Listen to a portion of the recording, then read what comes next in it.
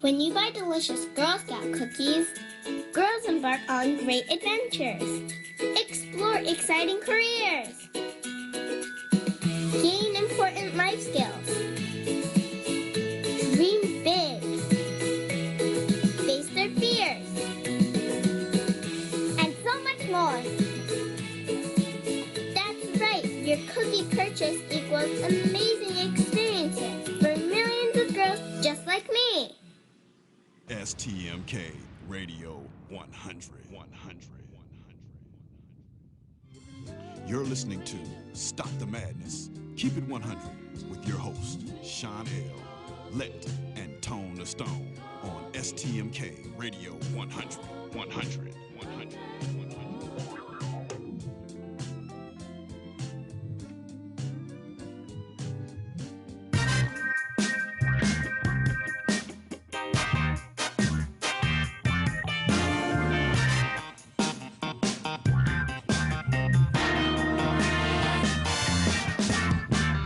Yes, this is a PSA, a public street announcement. You are now listening to a kickback production. Light up your L's, lean back, and listen.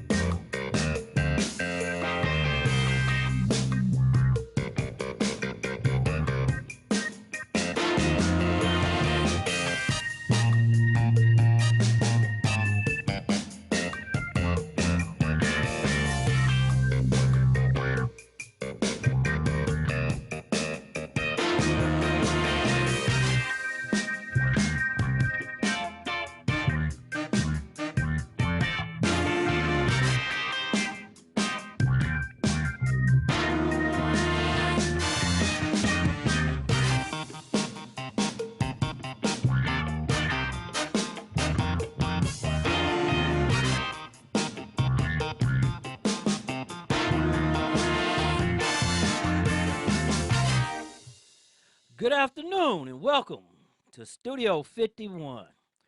We are in our part two of our community summit on police reform, and we're going to finish right up from our last show.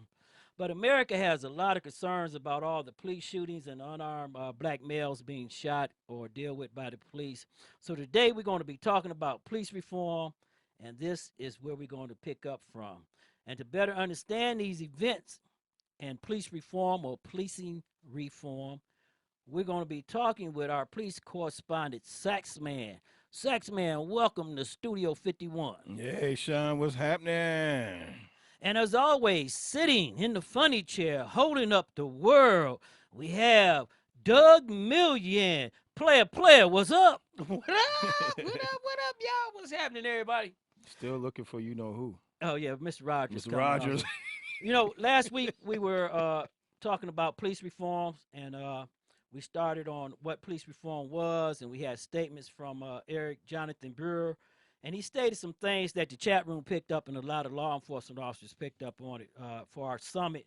And we're going to talk about the summit we had in the town hall this weekend on police reform and policing reform. Now, everybody has to understand those are two different things. Police reforms deals with policy, procedures, the courts, and training of law enforcement officers.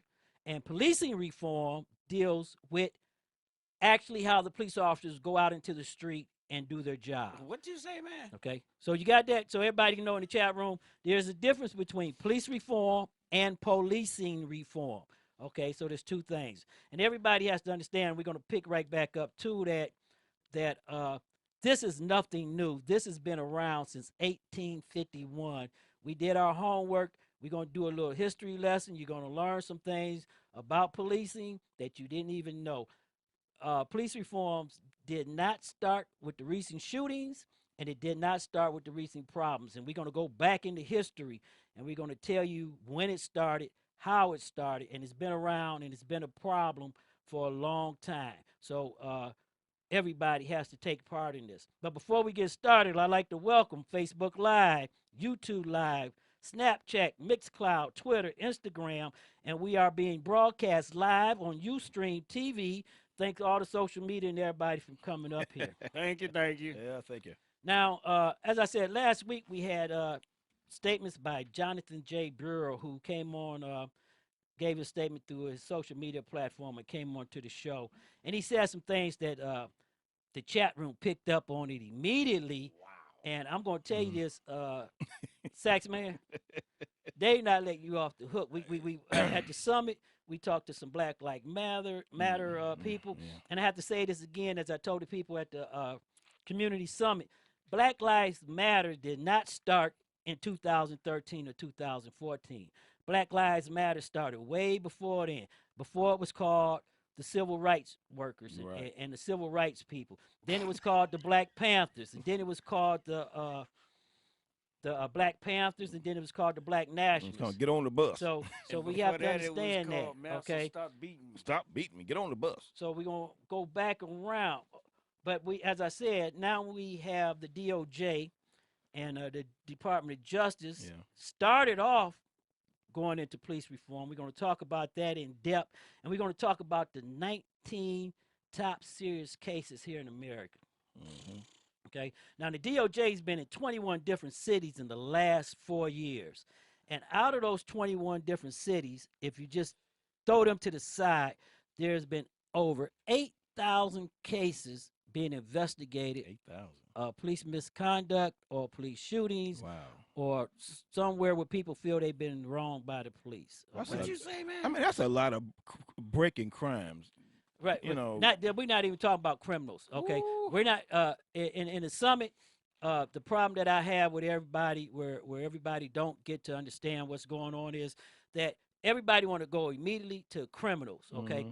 Criminals are going to be criminals. You're not going to stop somebody from breaking the law if they want to break the law. Right. Okay. We're not talking about police officers dealing with criminals. We're talking about police officers dealing with people of the community. That's where the mistrust and stuff come in, is the everyday contact by a police officer with somebody in the community. And that's what we're talking about right there when we say policing reform. Policing reform is how the officer actually does his job, how he interacts with people of the community, and how he talks to people of the community. That may be the problem here, is that we're trying to put both of them together, and instead of separate them, that's why we're missing the point about what's happening in law enforcement. But this goes back to 1960, when President Lyndon B. Johnson created the Presidential Commission on Law Enforcement and Administration of Justice, okay? And it also goes back to 1994, when the Violent Crime Control Law Enforcement Act, U.S. Code 411441, was enacted by then President Bill Clinton. But Sax, man, the chat room is blowing up, and they want you, man. I'm gonna say this, as our law enforcement correspondent, they want some answers on the question, and this is what I tell everybody about. You have to do your own homework. You understand what I'm saying, Doug? If you don't do your own homework and you listen to what somebody say, you get in trouble. Okay, you get in trouble. Okay, so the chat room's going in, and I want to tell everybody in the chat room, on our social media chat room, we all have an opinion. You have the right to express your opinion. You have the right to say whatever you want to say, but please be respectful of the other person's opinion or what they have to say, so we won't have to mediate what's going on, because we're going to try to bring you in to our show, because that's what we are, a web show. Okay, so we have to look at this now.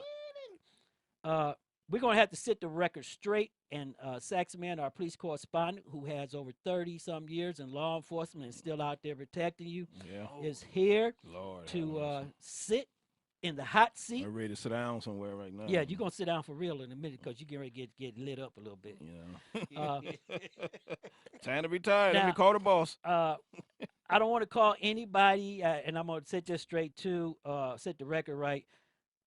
If you against the police, I'm not going to call you anti-police. I'm going to try not to anyway, okay? So I'm going to let you get into your little group. I'm not going to label you, okay? Hater. Right. Mhm. Okay, so we ain't gonna do that. But Eric J. Brewer had 3 questions that the chat room want to talk about. Then the chat room have another 5. So right there, Sax, we're gonna go into this right here. Okay. It goes straight to the mistrust of police officers and everything. Mhm. Okay, because in 1967 they had a comprehensive evaluation of law enforcement, and it suggested a range of reforms. 7 members of the commission and several findings of the commission back in 1967, Doug, suggested that the police was really bad in these areas. Poor treatment of juvenile offenders. Suggested. Right, suggested. We're gonna say suggested, okay? All right. Before we get started the fireworks, because the chat room's already going up. Okay, Man. what you say, man? We don't want to burn the house down. We're gonna say suggested right here. Suggested. The point Because- fingers have Because we got the police on this side, we got the Yeah. Black Lives Matters on this Right, side, and we right. just got them all going in together. So we matter. just gonna cut it down, okay? Also, they talked about the relationship between people of color. Okay, so Mhm. we have to look at that. And the ACLU came in and sued a couple of departments back in 1966 and 61. Okay, Mhm. so we have to get with that. And some of the top law cases for law enforcement officers, guess what, came right out of Cleveland, Ohio. Wow. Okay, we're going to get into that.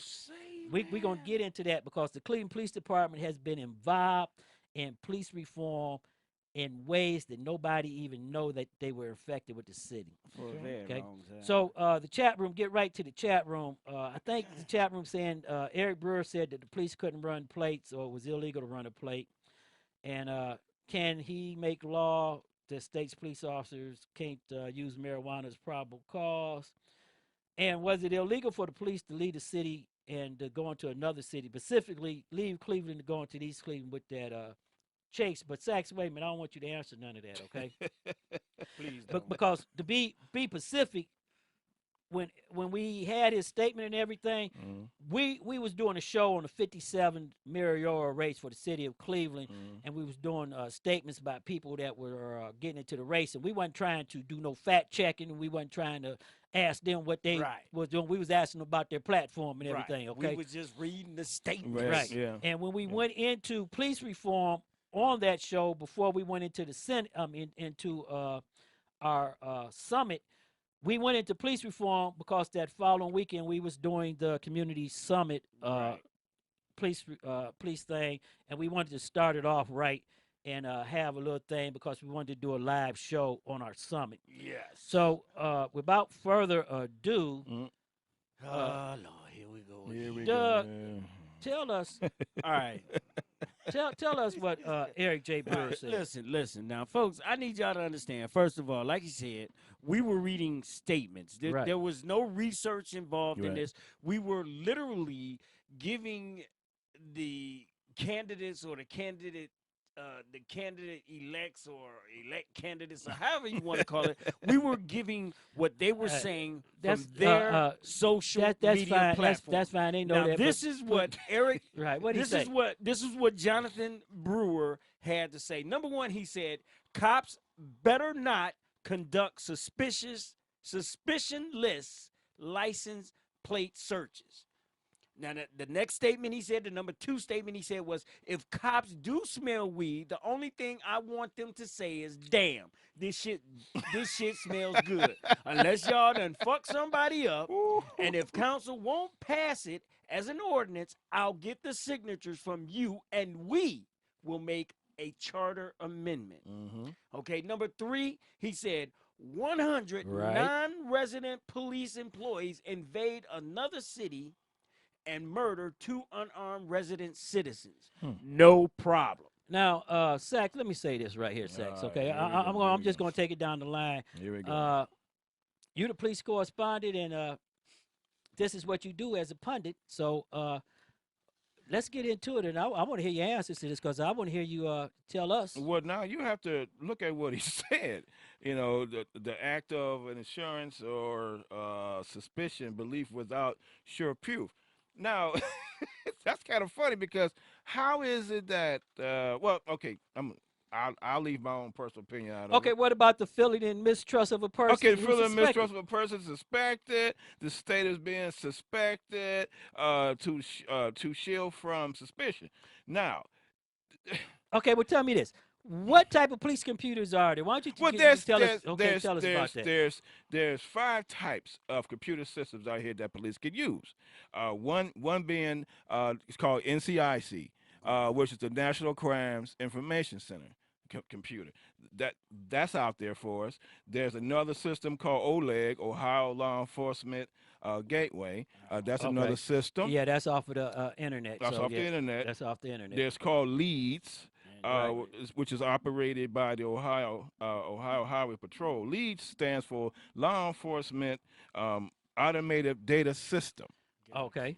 Okay, and then there's Crisis. I think it's called Crisis. No, Chris. That's Chris. Chris. Oh, Chris. Yeah, Chris is the mobile data computer system or something like that. No, I there's forget what it is. Cargo Regional Information. Yeah, but it's for the mobile system. It's That's- for the mobile system. Right. That's what I you like that. That's what you have in the car. Our partners, let me do a shout out real quick to our police community partnership who helped sponsor our Summit Community Crime Summit.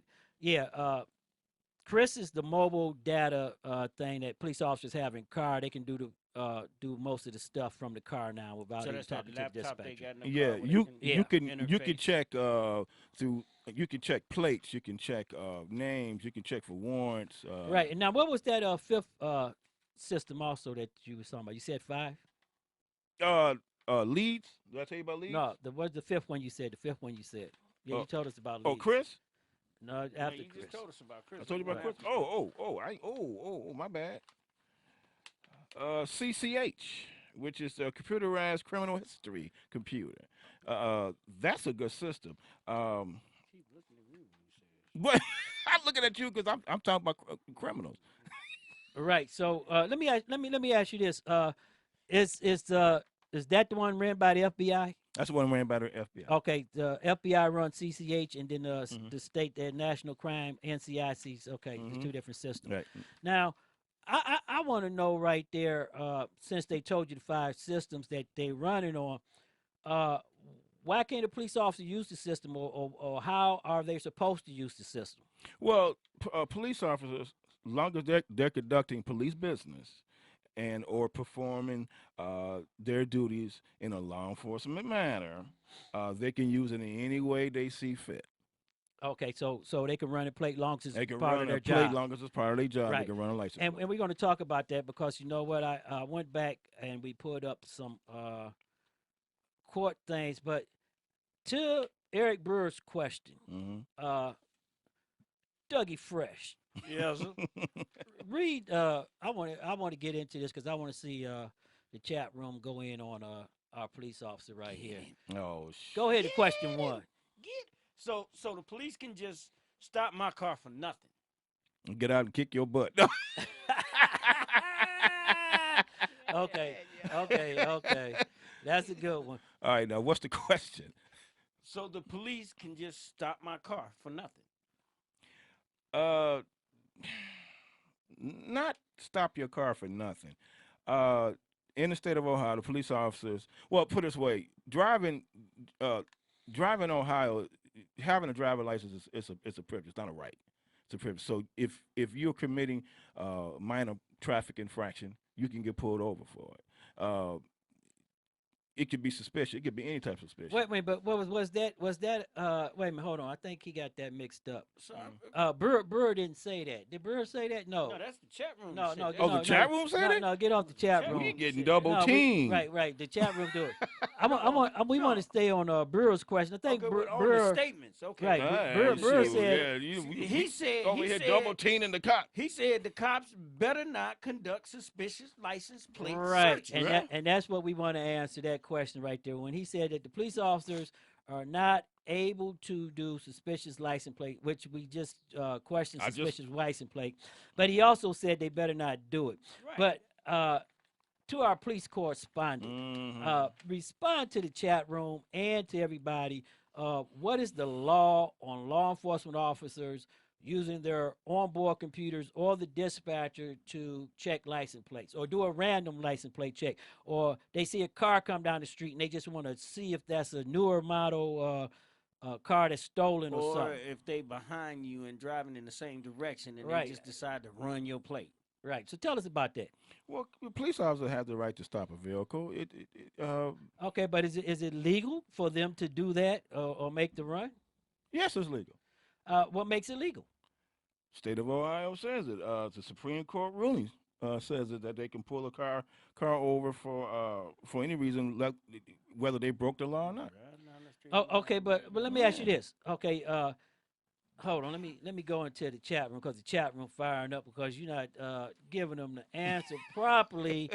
Okay, what they want to know is, and let me answer this for give Sachs a little help right here because y'all really on. In a 2-1 decision in September 2006, the United States Supreme Court for the Sixth Circuit ruled in a case, and it was the United States versus Curtis Ellis, that a random license plate checks are not unconstitutional or an invasion of privacy, and that so long as the officer had the right to be in the position or place to observe that plate, which means as long as he is legally where he's supposed to be exactly. okay, he can run that plate. So that means right there on Eric Brewer's question, I'm going to come in and answer that question for you. I'm only going to let you off the hook once. What that means is that if a law enforcement officer wished to use his computer to check a plate or to check a person, he can lawfully do that by law. And the Supreme Court refused to hear the appellate court decision, okay, and that was in 2006. So this is a recent law and it's been recently done that law enforcement officers can run any plate because guess what? It doesn't violate their Fourth Amendment. Well, no, it doesn't say it doesn't violate their Fourth Amendment rights. What it says is that license plates are public view and everyone can see your plate, okay? And that you know that the plate is going to, you're not trying to hide it. Most people who try to keep something, attempt to hide it, and force an officer to get a warrant, okay? They legally put it out. And it comes back to a question of Facebook, social media. Once you post something to Facebook or social media, it becomes public. It's public, yeah. Okay, and the Supreme Court further stated the reason they didn't review this case and let the lower court decision stand, which was the Sixth Circuit Court in the United States, was that under the law, okay, driving in the United States is a privilege. It's a privilege. It's not a right. It's not a right. Okay, Exactly. so you don't have a right to have to get in the car and drive.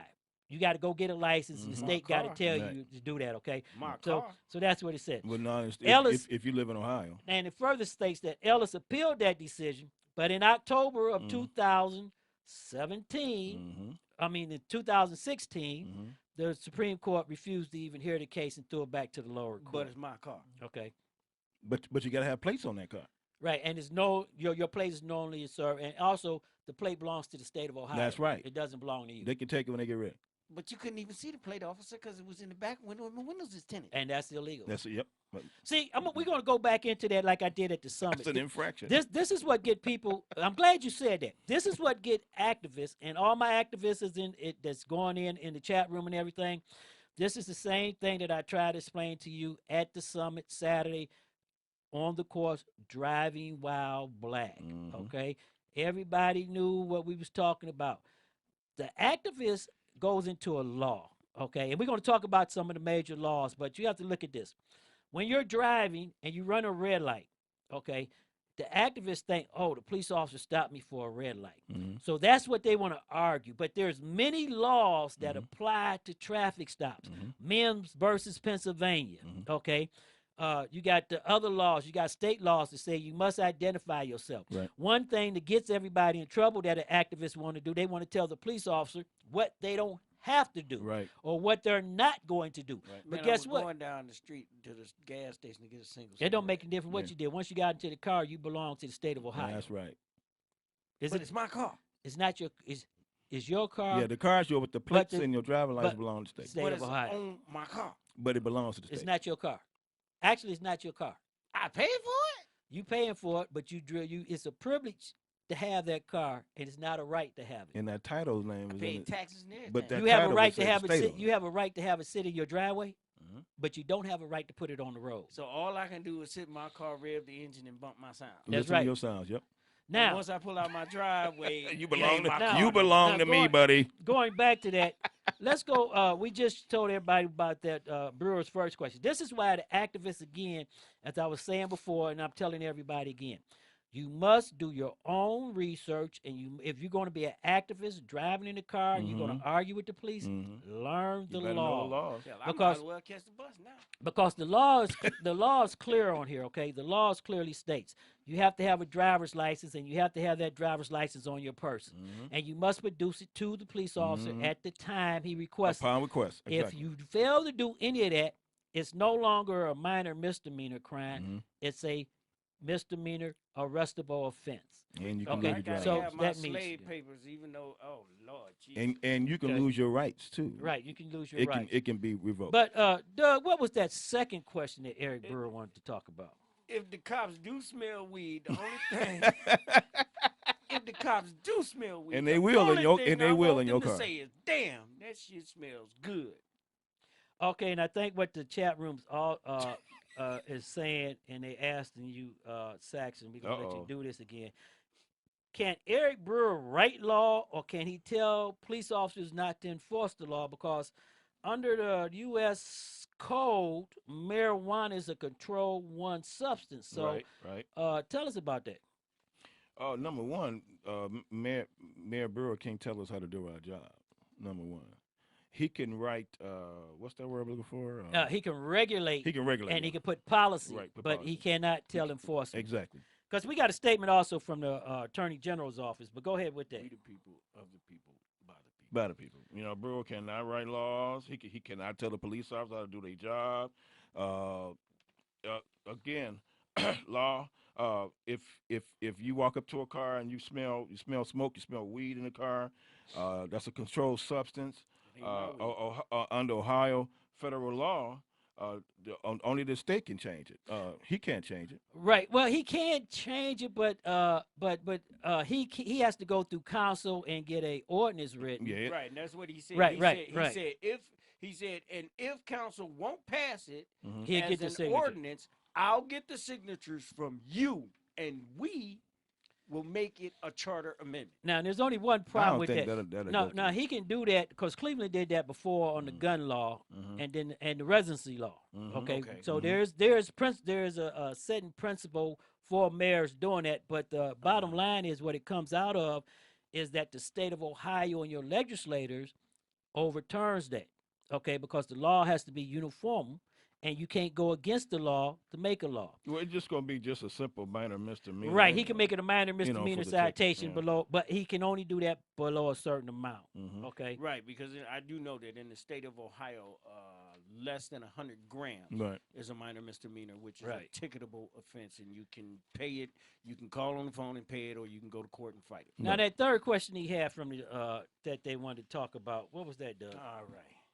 100 non-resident police employees invade another city and murder 2 unarmed resident citizens. Okay, No that, problem. that goes right to the Melissa Thompson and Russell high-speed chase, which ended up in the city of East Cleveland. On the hood. And Cleveland Police Department ended up firing 137 rounds. 137 rounds. And the question is that Eric Brewer, Jumped on the hood. but hold on, Eric Brewer is saying, and this is very serious. So Eric Brewer is saying that the police department and the police officer were wrong and was not allowed by law to leave the city.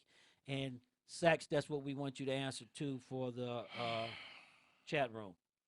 What's the law on fresh pursuits? The term of fresh pursuits is used as, I can say, shall include fresh pursuits as defined by the common law, and also the pursuit of a person who has committed a felony or who is reasonably suspected to have committed a felony.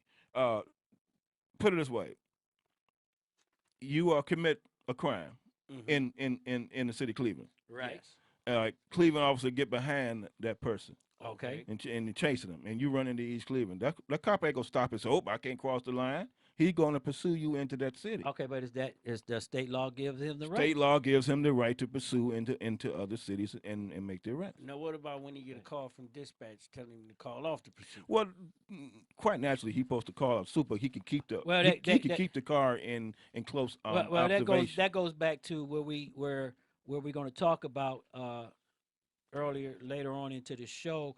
We're going to talk about police reform and policing reform. There you go. There's two different things there, okay, and that's where we have to get cut into. But on the issue there, what Saxman in the United States Supreme Court has said to make it a good ruling for everybody to understand. Eric Brewer said in his statement that it was illegal for the Cleveland Police Department to leave their jurisdiction and go into another police jurisdiction.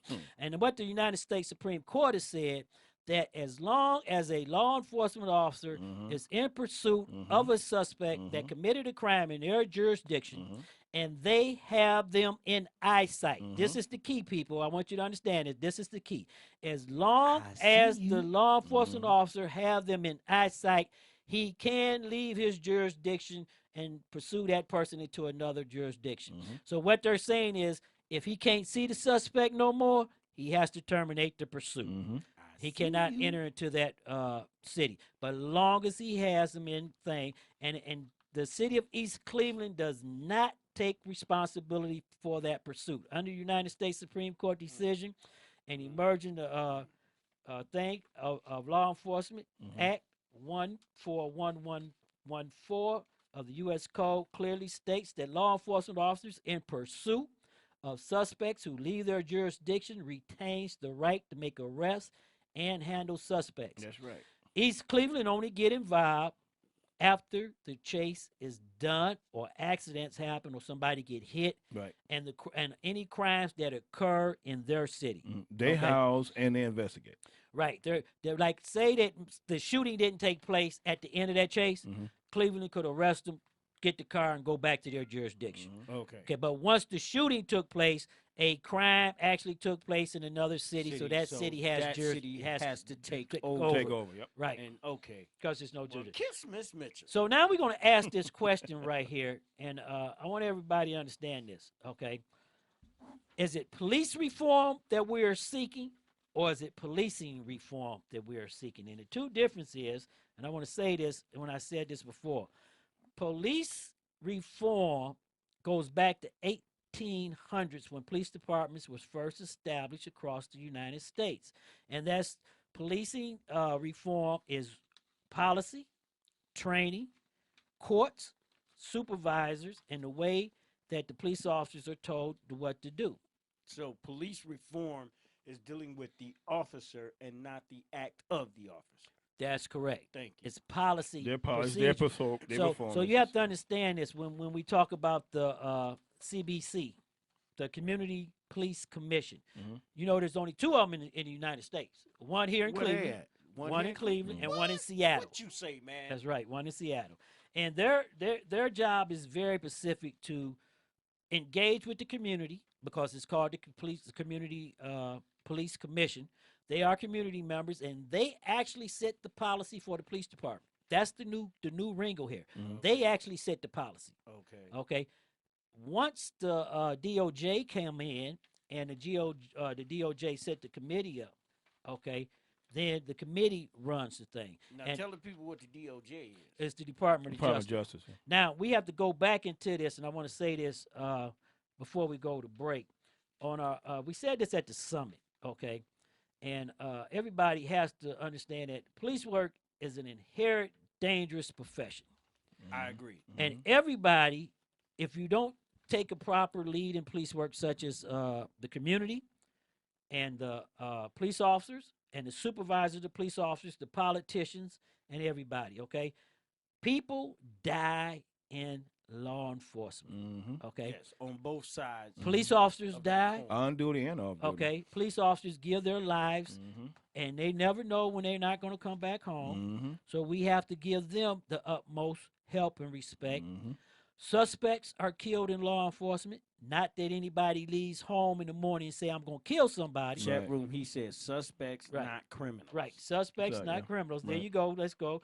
Okay. And the reason it's suspects because everybody must go back to our founding fathers and our Constitution. You know, everybody want to talk about the Constitution, but nobody want to believe in the Constitution. Don't nobody Okay. want to research. Don't Okay. nobody want to And do the their Constitution homework. and the Constitution says no matter if you see me with the smoking gun standing on public square with 3 people body laying on the ground.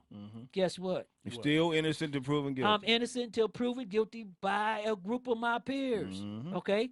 And a group Right. of my peers is common citizens who live in my neighborhood. Which don't exist in Cleveland. Not in Columbus. Okay? Let's get to, because this is going to go back to police reform of our justice So system. you're okay? telling me, man, that if I living here on the west side, they No, cannot. you are and my I get peer. in some trouble, then the peoples from the east side cannot be No, my peers, right? no. What I'm telling you is they have to be members of your community. Of your community That's- or of your race. or not even of your race. You can be any race, but of your community. Your peers. Your peers are people that you associate with, that you live around. That's what I'm saying. Okay, I don't because- associate with the people because- from the east side. Because what you have to understand is back in the colony days, it was colonies, and they didn't go from colony to colony. Only that colony there, where the fort was, made the law in existence. Okay, so you have to look at this. Almost 1,200 people, mostly minorities, was killed by U.S. cops in 2015. Wow. U.S. law enforcement officers killed up to 1,199 people in 2016. Wow. And the majority of them were of people of color.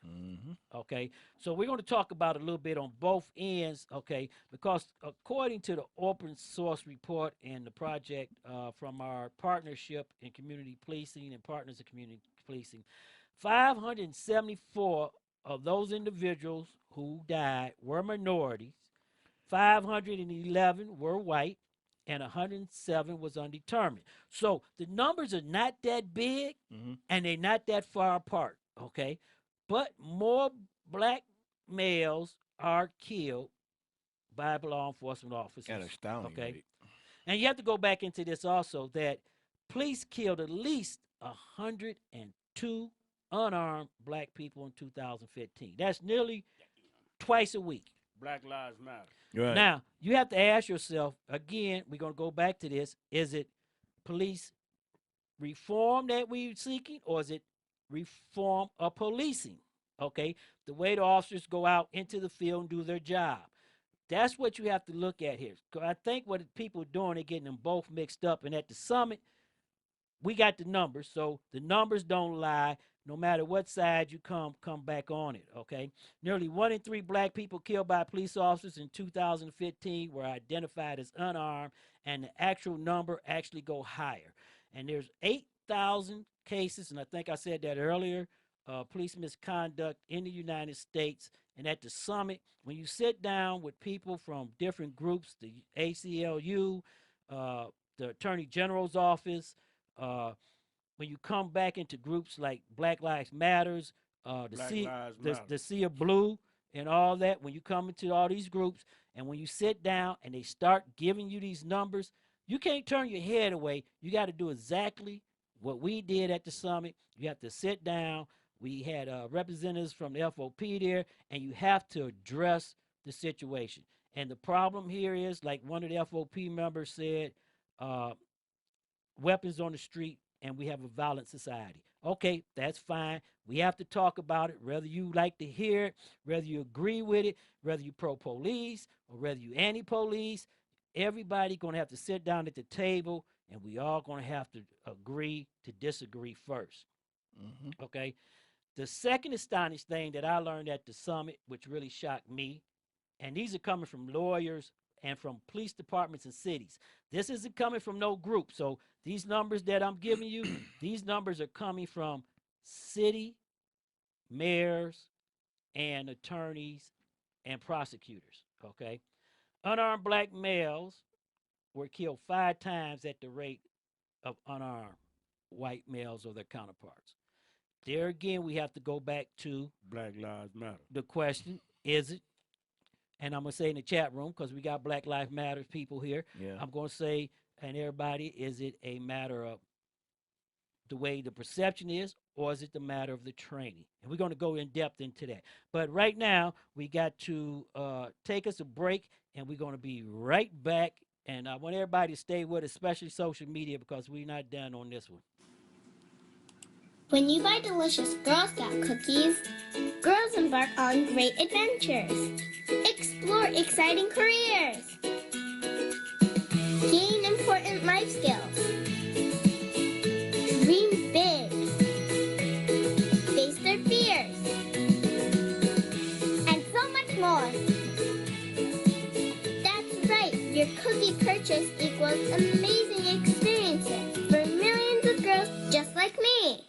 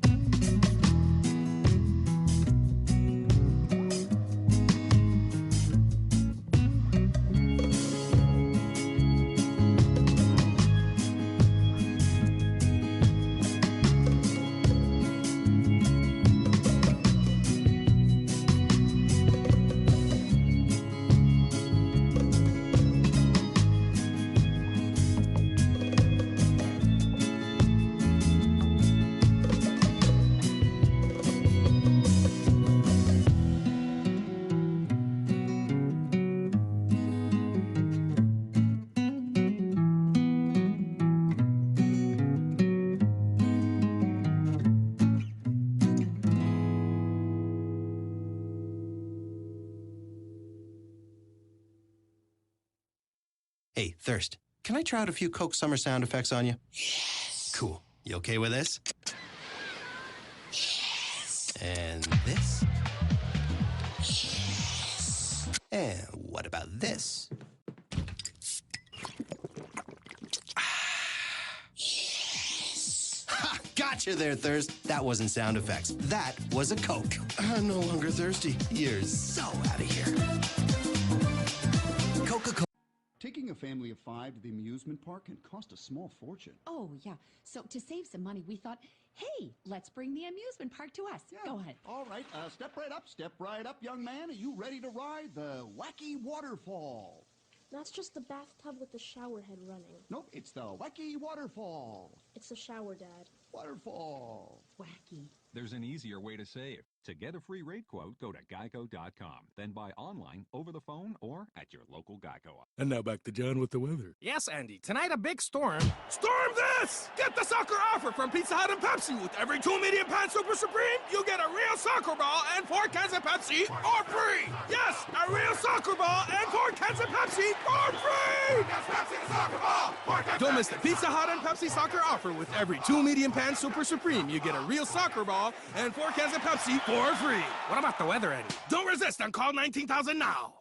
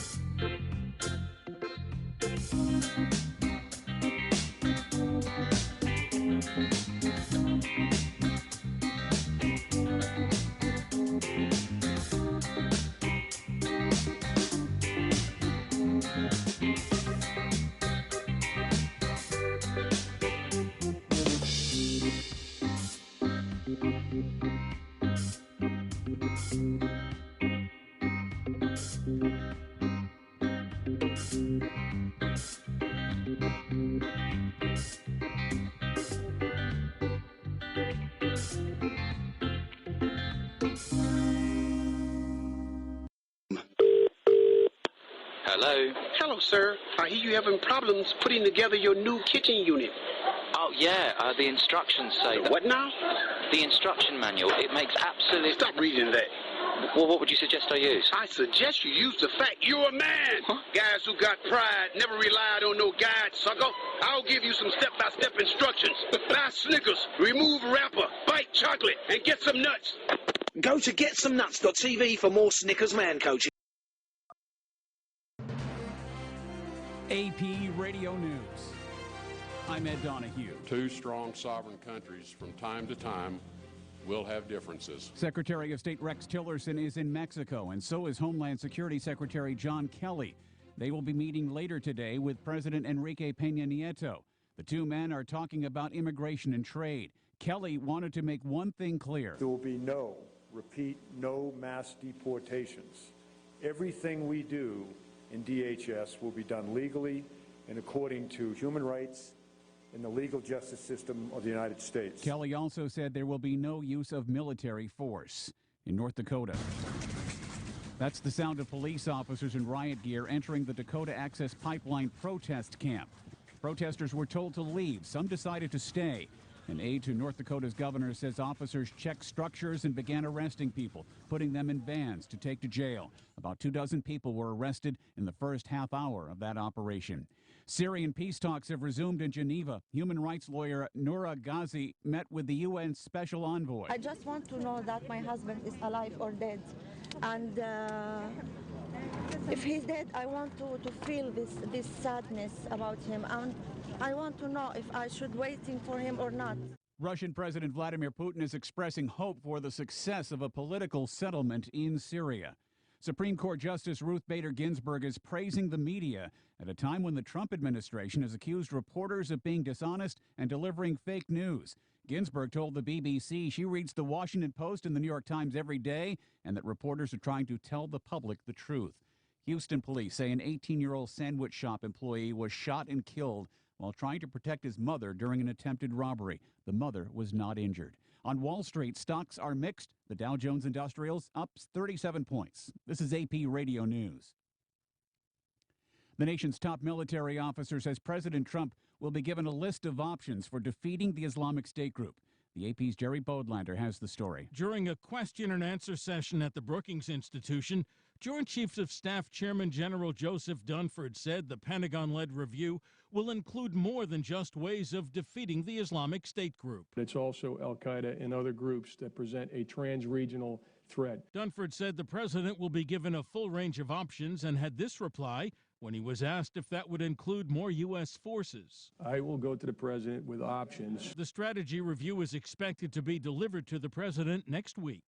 Jerry Bodlander, Washington. Alan Combs has died. He was best known as the liberal foil for Sean Hannity on their Fox News Channel program. Combs also had a radio talk show. His family says Alan Combs died after a brief illness. He was 66. I'm Ed Donahue, AP Radio News.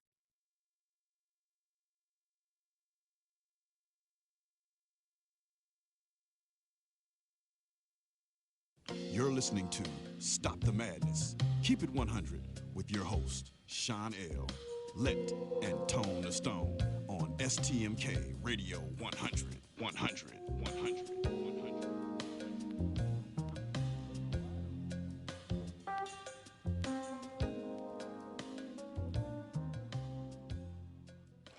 Welcome back. You're And I'm your host, Sean L. Before we went to break, we was talking about Doug. We was talking about the difference between policing and police reform. We But were talking about the differences in police reform and police policing right. reform. And there's two committees, only two of these of its kind in the United States, and that's the Police Monitoring Community Police Commission monitoring might law they be? enforcement, and that's in Cleveland, Ohio, and Seattle. Okay. And their goals is to represent the community and set policy for the police department to where they're going to set the conduct of police officers. So they're setting policing reform. They're doing both. Okay, so they're working on both. Both. But my question is, do we need police reform or do we need policing reform? Because as I said in the summit this weekend, in the town summit, that is two different things, and I don't think the public really understands what's going on here. And I think they're confusing both of them together because policing reform is actually how the officer goes out. Especially in the inner city community. Right, and interact with the community. And I think that's what we need to be focusing on. Police reform, the police department already has policies, okay? And they have So that's policies in police place.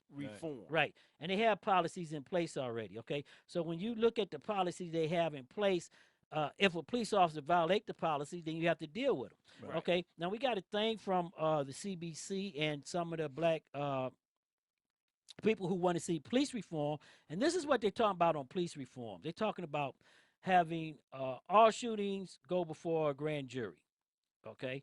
The second thing is having all police officers who use deadly force held accountable, and the way they want to do the accountable part is that once it goes before a grand jury, and the grand jury decides that they're not going to prosecute, but if it comes up that they violated some rules or regulations and the city gets sued, they want the officers to pay for that. So when a police officer shoots somebody, are they not being held responsible? Well, it's a twofold situation, and it depends on who you talk to.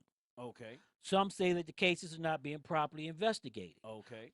The DOJ has said that in over 600 incidents, the Cleveland Police Department used excessive force, and they used their weapons when their weapons wasn't needed. Okay. Okay. Well, they always using excessive force. I mean, even the way they talk to you, they talk to you with excessive force. Sit your ass down before I put these cuffs on you. They can, situations heighten a lot based on you approaching the car or the person get out of the car. Or just some type of altercation. See, we're going to go into some cases, but after talking to use of force experts and talking to everybody, it's very easy to see where the problem is here. Okay, it started back in the 60s, and I want to talk about this because the Community Police Commission Saturday, that guy got up on the stage and he really made his point to come back to, and he was out of Seattle, and I'm gonna have to say this right here. The DOJ has been in Cleveland, Ohio, Cincinnati, Detroit, Los Angeles, Chicago, Ferguson, Baltimore, Albuquerque, New Mexico, New Orleans, and Seattle. And that's just some of the cities they're in. Yeah, you got Minnesota. Okay. In those cities alone, they're investigating 5,800 cases of alleged misconduct. Okay. And I can tell you where the difference come in at. When I say policing reform, let's go to Cleveland, Ohio right here. Okay. It goes back to, are the officers following the use of force protocol? Okay. Right. Are the officers following the training they have? Okay. So you have to take each case to come down. And the problem is that when the police department or the mayor, remember at the last show we was talking about how the mayor had to get out in front of the horse, Right. okay, and put a halt to it. and put a halt to it.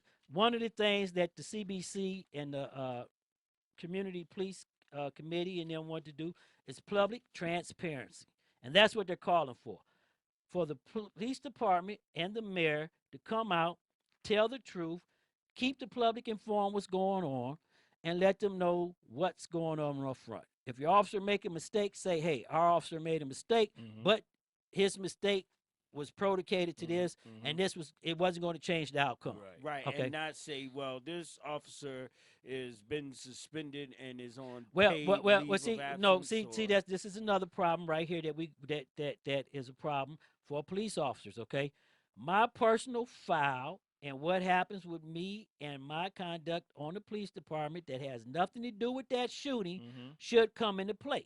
It shouldn't, because actually what you're doing is, and this is what lawyers doing. This is why most cases are in federal court, or a lawyer takes the case. Okay. So that's exactly why there needs to be public transparency. No, yes? no. My personal behavior as a law enforcement officer, if it does not pertain to the case at hand, should not be discussed or put forward. Oh, because no, that's not what I'm saying. I'm saying that's why there needs to be public transparency. Not Correct. into the misconduct of that officer, but that's usually what they come out and say. That officer's been suspended and is on paid leave pending investigation. That goes what I'm right back saying there. Right. is what they should.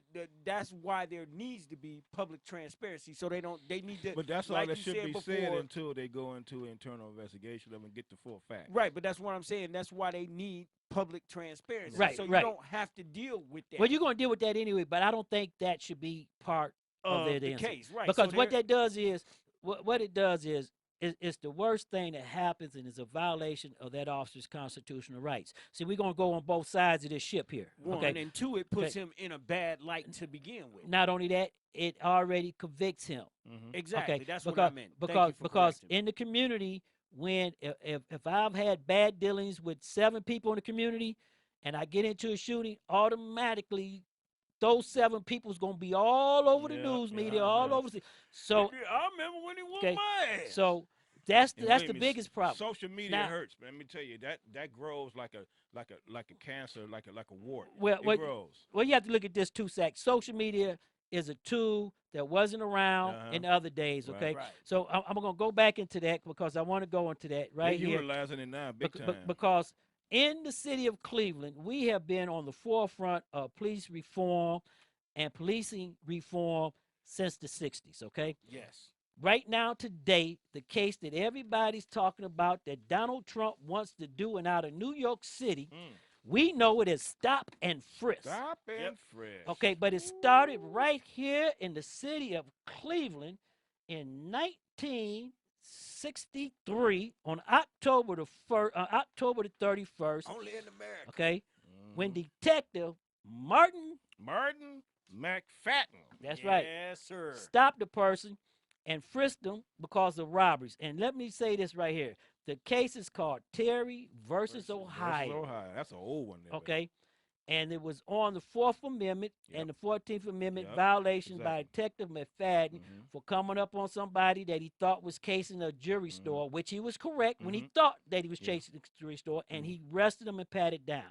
Now, the problem comes in is that certain departments, and I'm going to bring it back around here, the United States Supreme Court says that a law enforcement officer has the right to frisk you and pat you down for weapons when he comes into Reasonable contact. search. Surface search, No, right? no. This is the problem. a pat down. Pat down. That's That means surface, right surface. over your clothes and everything. Over the Where outer- law outer- where to law see if enforcement you carry. officers well, have they call it a Terry frisk. well, that's the name of it, a Terry frisk. Terry frisk.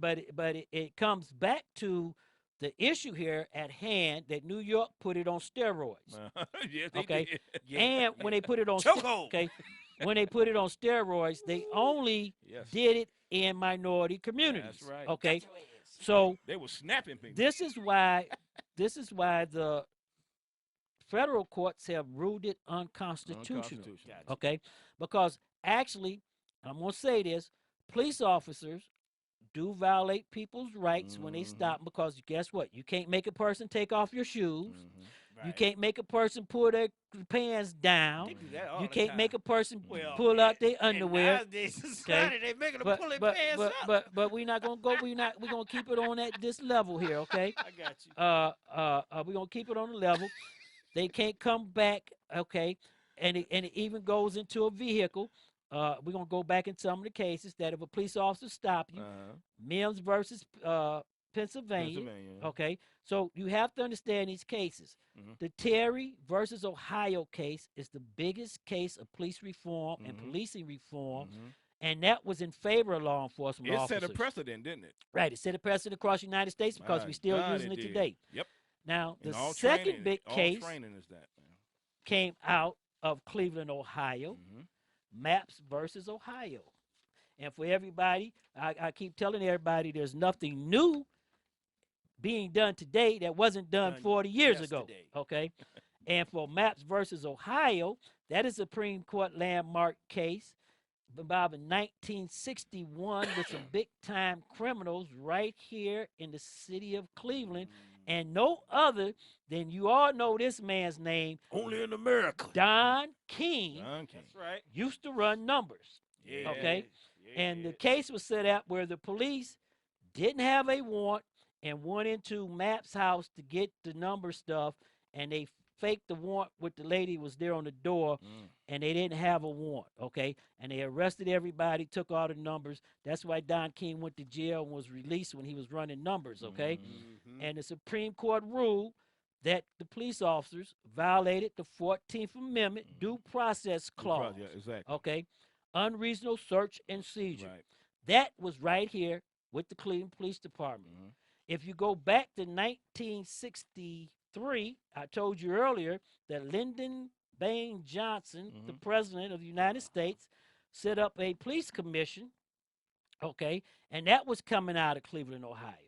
And What you then, say, man? then the MAP commission, there's another commission that was done by the President Johnson after the Glenville shootout with the militants and the police, which everybody should know the old days. Look, you was there, weren't Black you? Panthers, What- Black Nationals. right, No, what's- but my family was Your directly family was directly- involved really? in that. Yeah. Right, and it was the Glenville riots. So that's MAP versus Ohio. Glenville, Huff. Yeah. Now Now, another Doug, I know you was in that one. right now another landmark case out of the Supreme Court, which was in favor of law enforcement officers. Okay, so the court goes both ways, as you see, as we talked about the case out of Cleveland, Terry versus Ohio. Depending on that, the situation. that went for the police, and that changed policing for almost 40, 50 years.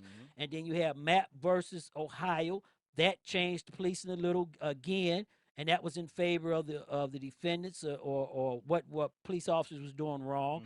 And that case was, and those two cases right there goes to what I was talking about earlier. Is it police reform that we're seeking? Or policing. Or policing reform. We need, okay. we need And at the summit that we did this weekend, most people I think really want policing reform. Exactly. The And way not police right, the Not way the reform, officers not reform. engage with the community and conduct themselves Right, while they're out there in the field. Because they're constantly upgrading our GPOs. Well, GPOs and policies and all that stuff is what get the city in Yeah, trouble, it's- because the city also, Yeah. and I'm gonna go back to this, has paid out some astronomical prices. Oh boy. Wait a minute, Doug, before you say that, Oh, let me finish boy. this. the other landmark decision we're going to talk about is Miranda versus Arizona. Now y'all now for those of y'all that didn't know none of that other stuff, y'all got to You know gotta this know one. this I got an one. A on this one. Right. Miranda, Right. your Miranda Miranda, rights. yep. It's Right. a statement that must be read to you to inform you of all your rights, Your and what constitutional you rights. can and cannot Cannot do. do. And it must be done immediately. Yeah. But Immediately. there's one case that everybody, I mean, there's one thing with that Supreme Court ruling of the Fifth Amendment Yeah. that everybody don't understand. Only time you have to be read your rights if the police officer is doing an investigation into the crime you're Right. doing. If He's not talking to you about the crime, he's you can not be going to do. detained. You can be detained. You can go ahead, but you have to understand You can as be a defendant, as I Uh-huh. told the people, in the summit, talking to the police do you no good. So keep your mouth closed until None you get a lawyer. whatsoever. Okay. I plead the fifth. Don't listen to that. Talk to us. We need all I the plead help the we fifth. can get. The only talking you Please talk need to to be us. doing to the police is how you doing today, officer. No, that ain't nothing. people, Now- That's a listen. cell Talk to us. phone. We need you. Now, 1977, this is the landmark case that is affecting everything today. There's these two cases right here. We talked about the one case of law enforcement officers running license plates. And 6th District Court of Appeals upheld a decision, and in October of 2016, the Supreme Court refused to hear it. That means that the case stays at the decision made by the 6th District, and that was that driving in the United States is a privilege, it's not a right.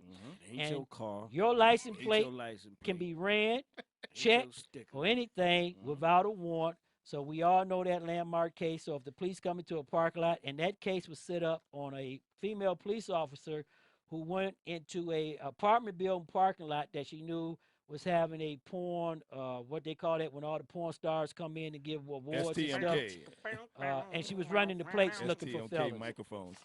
Okay, so now we're going to look at this last landmark case that is really set up here. And this case, law enforcement officers do every day. And this is goes back to one of the cases out of the chat room, the Sandra Bland case. And this is what I was talking to most activists about, not knowing the law. When you know the law, you must understand. And for people on Facebook, let me explain something to you. Facebook is a social media outlet. If you want to hear us and talk to us, we're being broadcast live on the internet radio. Go to FTMK Radio 100 Facebook page. Click on the Ustream link and come into Studio 51 and watch us live, and you can hear everything. We can't control the volume over Facebook Live or Snapchat or YouTube Live. We have no control over it. But we thank you for coming with us. Now, Mims versus Pennsylvania. This is the case that me and your boy Eric Brewer fell out over with. Oh, yeah. Now that's your boy. Huh? That's your boy. Now he's your boy. In 1977, the Supreme Court ruled that if you are in a vehicle for officer safety, the officer can remove you from the vehicle at any time of that contact. Okay, and you must comply. You cannot refuse. Okay. So how much danger is he in if he's behind? It doesn't make a difference anything because you have to look at officer safety. Depends on the stop. Okay. I just wanted to hear you say you it, could be on the freeway. You can be in the parking lot. You can have grandma backing out. It depends on what that officer wants to do at the time. And the Supreme Court has ruled if he tells you to remove yourself from that vehicle, you are required to remove yourself from the vehicle. And if he wants to search your vehicle, he has the right to search your vehicle within the span you have the control over.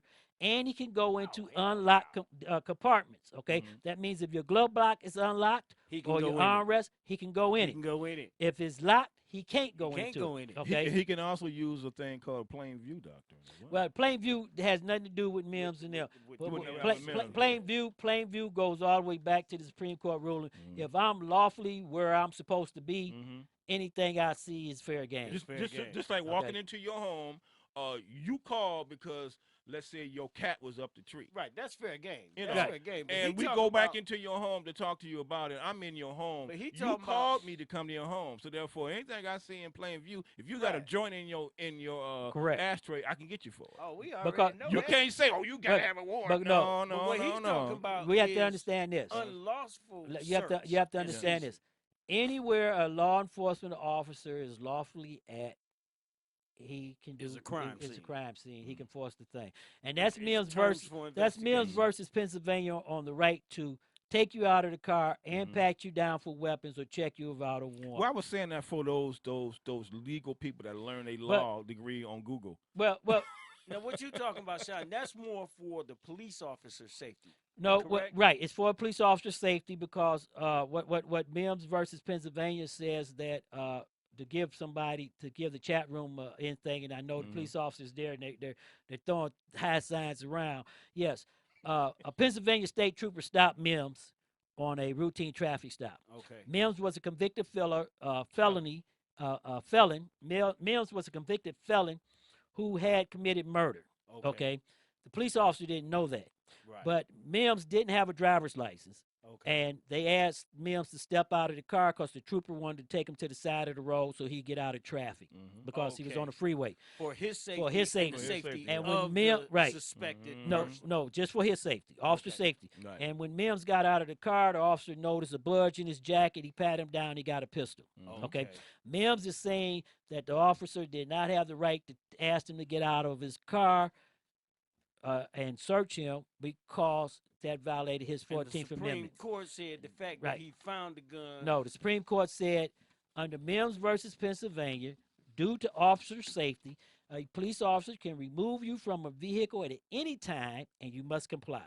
And Plain and simple. when he moves you from that vehicle, he has the right to search that vehicle for weapons and he has the right to search you down for weapons. Sean, not only Okay. that, but a police officer has the right to come up on you standing at a bus stop. Well, we're going to talk about that different Okay. thing. He doesn't really have the right to see. This goes back to the stop and frisk. Okay, for a law enforcement officer to make contact with somebody, he has to have either a Reasonable suspicion. right? And what it is reasonable suspicion could go 10,000 different ways. So if you're at the bus stop and you're smoking a blunt and you got a bottle of beer in your hand, guess what? You're reasonable. That's reasonable reason to Right. stop. And if the officer feels that this person, it depends on how he's acting. If he's acting antsy or fidgety, putting his hands in and out of his pocket, moving But no, about. but and everything. he has to have more than that, Sachs. Well, I'm saying, the officer could say, "Hey, man, why are you keep your hands out of your pocket?" But what I'm saying, he has to have more than that. If I'm sitting at a bus stop, matter of fact, we have a lawyer in the chat room that just answered your question. What do you say? If a person is sitting at a bus stop and all he's doing is sitting there smoking a rolled up cigarette, because you don't have to be a joint. Don't have to be a joint. It could be a rolled up cigarette. But nowadays you can tell the difference But between a blunt but and a roll up. but you have to understand this. It could be a rolled up cigarette. Okay, the officer has to have some type of reason to come into contact with that Right, person. right. Either Right. old women been mugged in this area, right, or right. there's been a lot of robberies. People been trying to pick up kids. Right. Out of his experience, a good police officer in the area know the area he works, so he should know what type of crime is being committed in that area. Maybe feel like Don't the guy's smoke out a of blunt, place. you zigzag Well, it- so it looks also, like if a roll you- up. Well, no, we're not going to say that, because you know why? We don't want everybody to think to that think like that. the community. See, we had. I know that we have a lot of fun here, just but we just we being got silly, right, y'all, but we got to bring it back just a notch, notch, because okay. we're talking police 'Cause reform, this is a serious and a subject. lot of Serious people in the chat room is picking up that maybe some officers say all people does this or that, and that's not the proper way for it to go down. No, Okay. because I'm gonna tell you, in my community, I don't live in the city anymore. I live on the outskirts of the city, and in my community, I talk to my policemen. The police talk to the community because of a lot of things that's going on. They don't want to be seen in a bad light. Well, we're gonna we're gonna get into that from the CBC statement, because we have that statement here. But before we want to move on, the Community Police Commission and Civil Service gave us a statement, and for the people in the city of Cleveland, wow, it is astonishing what the city of Cleveland has paid out in lawsuits. Wow. What could we do with this money if we all sit down at the table and got our police officers properly trained and got all the cases together? Because there is going to be times where someone's going to get hurt. There's going to be times where something happened, but paying close to $70 million in 4 years in lawsuits, that is crazy. That's Can ridiculous. I break it down for him? That's ridiculous. Yeah, go ahead and break it down Can for I him. break it down for him? Go ahead, break And it this down. is we got this from the city of Cleveland. From the city of Cleveland. You got to understand, this came from the city. The high cost of police misconduct. Cleveland agreed to $13.2 million in settlements over 2 years. The city also has about $17.7 million to pay for judgments in 2 police misconduct cases from 1999 to 2012. Both are being challenged in appeals courts right now. That makes about $30.9 million payout for lawsuits over police misconduct. The 26 settlements, which because of its self-insured, come out of the city's budget, including some of the largest the city has ever paid on behalf of officers accused of misconduct. Now, I'm going to say this. When they gave me that sheet and we had the thing, there's a lot of things that all law enforcement officers have to do. You cannot argue with numbers and facts. You can't. I'm sitting there talking for police as I'm doing right now, and I'm pro-police, okay? And I try to put it in the perspective of laws and everything. But sometimes you have to say what it is and call a spade a spade. And that goes to the point of the question that there are over 250 cases right now, either closed or was investigated in the last 5 years. And we're going to go right to the point. We're going to start talking business. And everybody in the chat room, I know you've been waiting for this. You've been going in on these cases. And Doug. And we only dealing with 19 of them. And Doug and Sachs. Don't call me. Okay. He just left. We're going to go into the cases. And I'm not going to go into the rights or wrong of the case. But what I am going to do is say, do we need police reform or do we need policing reform in the case? And Sachs, we're going to talk about some of these cases. We're going to pick the ones out that I want to talk about. We're not going to talk about none of the Cleveland cases. But the Cleveland cases has been rated. So you'll notice in the chat room, 3 and 4, we are in the top 10 of top cases in the United States that being done. So Doug, go ahead with that. This is deep, y'all. This is this is the top 19 cases, and you'll see we stopped at 19. Geronimo Yanez. 1, Gardner, New York. 2, Brown, St. Louis. 3, Williams and Russell, Cleveland. 4, Rice, Cleveland. 5, Jameer Clark, Minnesota. 6, Philander Castile, Minnesota. 7, Chad Robertson, Chicago. 8, Walter Scott, South Carolina. 9, Keith L. Scott, North Carolina.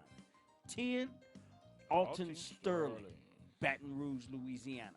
11, Terrence Crutcher, Oklahoma. 12, Williams Chapman, Virginia. 13, Laquan McDonald, Chicago. 14, Sandra Bland, Texas. 15, Akai Gurley, New York. 16, Brandon Jones, Cleveland. 17, Freddie Gray, Baltimore. 18, Oscar Grant III, Oakland, California. 19, rape victims. 10 in Oklahoma City. Wow. Now, cases. Wow. But go ahead with those cases. How many officers was charged in those cases? And, No what's officers was charged. These are cases. Just wait a minute. These are cases that no officers were charged. Gardner, New York, closed. Brown, St. Louis, closed.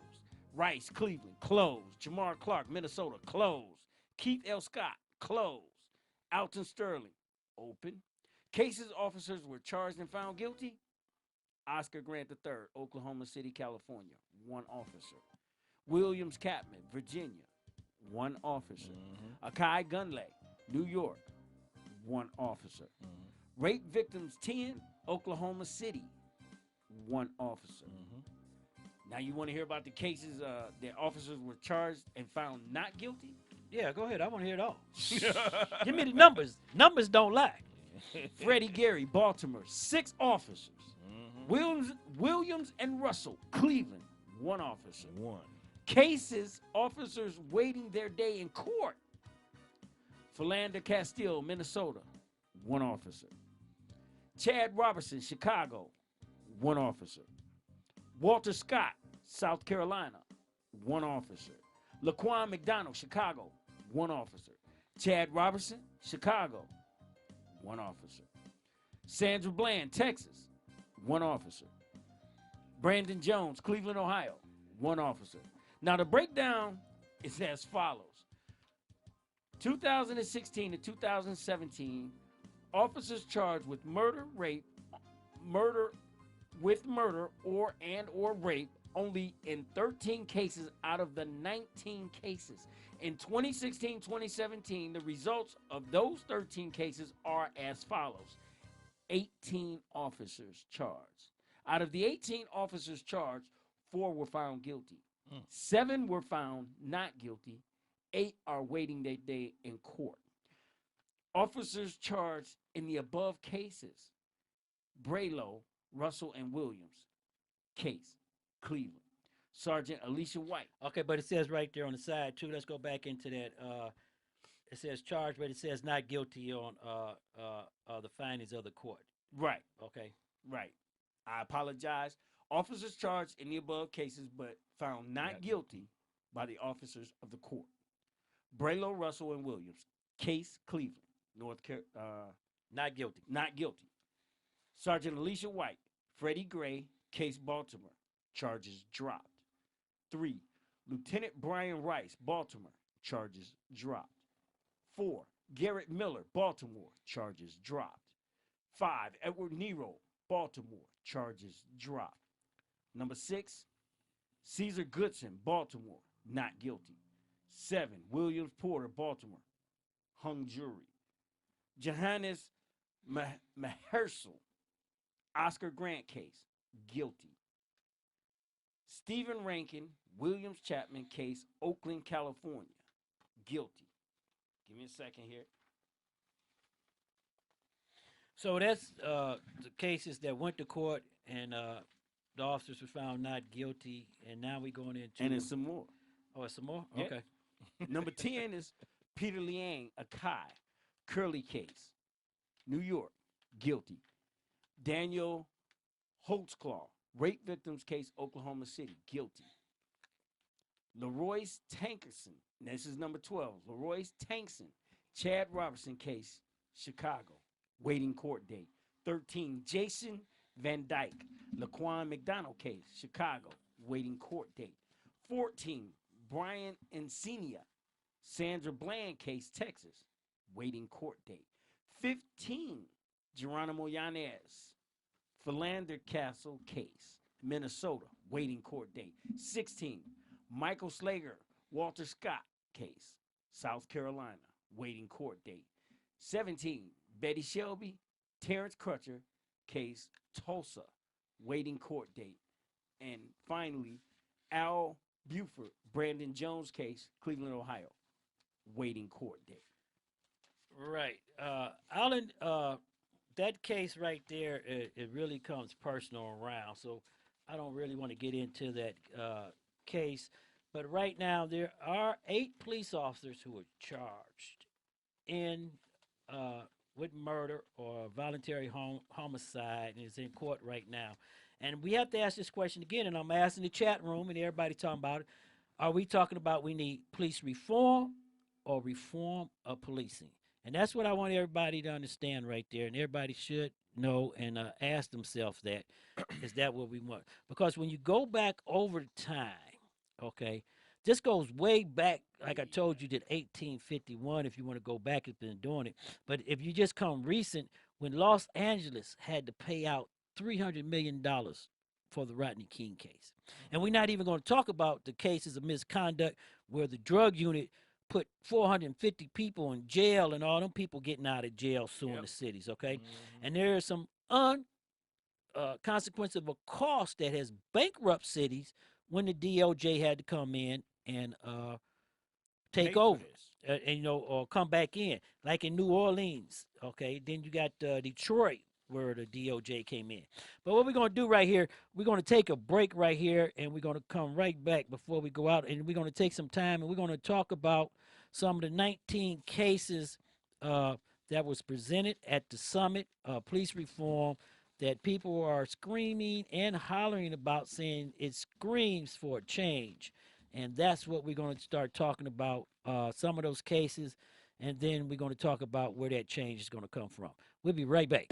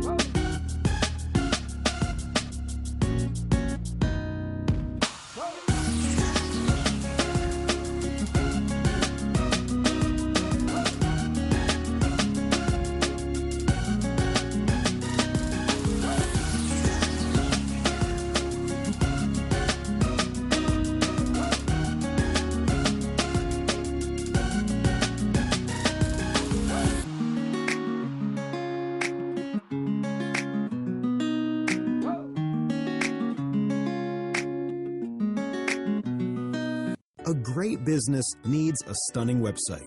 And with Wix.com, you can do it all by yourself. Wix.com makes it easy to look amazing online, no matter what type of business you're in. Show off your images in a beautiful gallery. Grow your contact list and get all your social media in one place, just the way you want. Your customers are going to love it. So, what are you waiting for? Show the world what you can do. Stop the madness. Keep it 100. The best talk show on the web is here on STMK Radio 100 with your hosts, Sean L., Let, and Tone the Stone. Come join us from 6 to 8 p.m. Mondays through Fridays.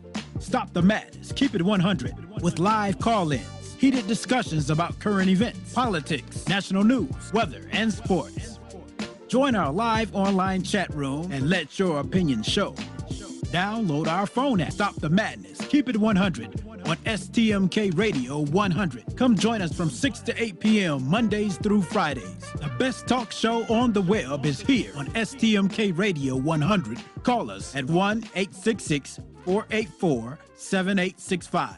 That's 1-866-484-STMK. Stop the madness. Geico presents sharing versus oversharing. Earlier this week, Claire Tippins shared a princess nickname generator, 3 pictures of her dog wearing a tutu, and 2 online quizzes, including what candy is your dream castle made of? Claire, your sharing has tipped the sugar scale and turned into oversharing. But have no fear, princess. Geico has something worth sharing with your internet kingdom, like how you could save hundreds on your car insurance just by visiting geico.com. No magic wand required. Geico, 15 minutes could save you 15%. At the Table with Reverend Bill Miller on STMK Radio 100. Check out Reverend Bill Miller's Bible study radio broadcast live on the new STMK Radio 100 at 8 p.m. Eastern Standard Time and 7 p.m. Central Standard Time. Please listen in and support him as he joins the realm of broadcasting to encourage believers and offer the comfort of God to others across the airwaves. At the Table with Reverend Bill Miller on STMK Radio 100. Also, feel free to contact him for prayer, counseling, and conversation at brobill9608@yahoo.com. That's BROBILL9608@yahoo.com. At the Table with Reverend Bill Miller on STMK Radio 100. STMK Radio 100.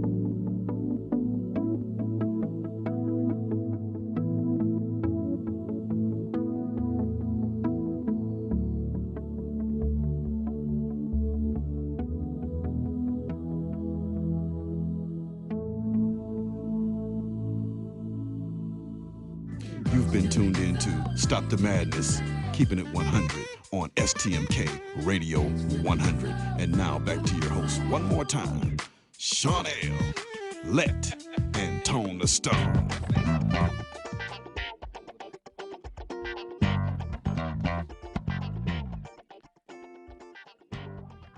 Welcome back to Stop the Madness and Keep It 100. Tonight we was talking about police reform versus policing reform. And we're going to go into right now, and as I promised the chat room we were going to do after that break, we're going to go in with our police correspondent, our national correspondents, and we also got police officers who are in the chat room and officers who train use of force with departments. We got some of them also. But we're going to talk about a couple of cases right here. And for everybody in the city of Cleveland, in my hometown, in the Cleveland Police Department, we're not going to talk about any case with the Cleveland Police Department. Thank you. That was part of me telling them, no, we're not going to do that. Right. But the cases we're going to talk about right now, we're going to go with Chad Robinson out of Chicago. To give you the background on Chad Robinson, he was shot by a transit, Conrail police officer. Mm-hmm. And the new RTA transit police. No, Conrail been around since 1900. So that's more like Wells Fargo. Wells Fargo. Okay. So to make things short, he was at the train station and he went outside to smoke marijuana. And when the police came up, he took off running, and the officer, according to the officer in the film, the officer shot him in the back while he ran away. Ow.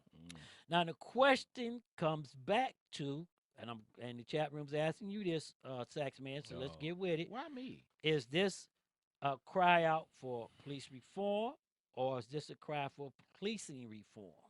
It's not reform. Just the policies are in place. It's the policing. That's what's a cry. Policing. Okay, so we're gonna say training. Training. Okay, let's go down. Chat room, you got this one. So I see everybody already had him in the chat room. Walter Scott. Remember, Walter Scott was stopped by Michael Slager on a traffic stop. Walter Scott took off running. He fought with the officer over his taser. Mm-hmm. The officer dropped the taser. The officer shot him as he ran away. He was 21 feet away from the officer when the officer shot him 8 times in the back. As the officer was chasing him and getting ready to fire his taser, he called out, "Taser, taser, taser." That is part of the training that the officer got on the use of force to say taser so other officers won't get stunned. We're going to ask you this question again from the chat room. Sax, is this a cry out for police reform, or is this a cry out for policing reform? That's a reform situation. Moving policing or police? Policing. Okay. I say policing. Okay, so you say policing. Because I would say in that situation, I understand what you said when you said he in his training he's taught the crowd taser, taser, taser, so that the other officers understand that there's a taser on the loose and to be careful so that you don't get tased. Sure you don't hit But by to the the probe. suspect, he might have kept running because he's hollering taser, taser, taser, and he didn't want to be tased. Well, not knowing that he had a Long as he firearm. followed procedure and yelled. This strictly for officers. We can't put anything where the suspect mind will be. And I tell in the chat room this also. A police officer can only react on what a suspect does. He can't get in his mind that he's going to do this or that. If a suspect show him something, as the use of force training officer said from the L.A. County Sheriff's Office, officers are trained in high stress situations, and when they come on the street in that situation, no matter what happens, the officer reverts back to the training that he received from that department.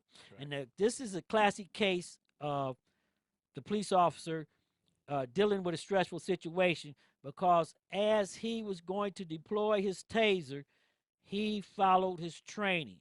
So the problem comes back to the training with police departments, and this is the case that I want to stay into for a little bit right here. If the police department is telling you that if you deploy your taser and it doesn't work, and the next step is deadly force, okay, have they put their officers in positions where they're going to commit murders of unarmed people following the training that they receive? Well, you can say that, but it's based on the situation. But let me go back again. Okay. if you're trained that if you use a taser on me and that taser does not work and your next step is deadly force, okay, and that officer goes to deadly force and he kills a person by the training he got, is the department setting that officer up for failure? Because that is what the training says. But that, long as the police officer, in his defense, he followed procedure. Okay, but there again, I said, did the department set him up for failure? Well, then I can't say that because long as he followed departmental policies and procedures, he can't fail. How come he can't? Because he did everything the department set up for him. Okay, to do. but I didn't ask you about did the department fail him? Because if you go back to if they don't back him, if they don't support him, let's go back. Let's go back here. Let's go back here to the chat room because we got a lawyer in the chat room. Okay, go ahead. Let's go back to the chat. Let's room. hit a lawyer. Okay, let's go back to 2 cases right here in Cleveland, Ohio. Okay, 1994. Okay, Jeffrey Bell playing on Shaw with a pellet gun, shooting out windows. Okay, Black City, black prosecutor, black police sergeant pulls up. See him with a gun, get out, and they exchange and he exchanged gunfire with him. Killed Jeffrey Bell. Okay. The city immediately came out and said it was a bad situation, and they made laws so this wouldn't happen again. Okay. And one of the laws was it is illegal, and the city of Cleveland was the champion of this one. It is illegal, and that wasn't the city of Cleveland. I take that back. My mistake. That was the city of East Cleveland. East Cleveland, Ohio. Okay. So the city of Cleveland came out with a law that it's illegal to have any type of replica weapon or toy weapon in front of first responders or out in the public area. Okay. Come back down the ladder here. Okay. Since 1980 in the state of Ohio, we have had 7 people killed with toy guns by police officers. Okay.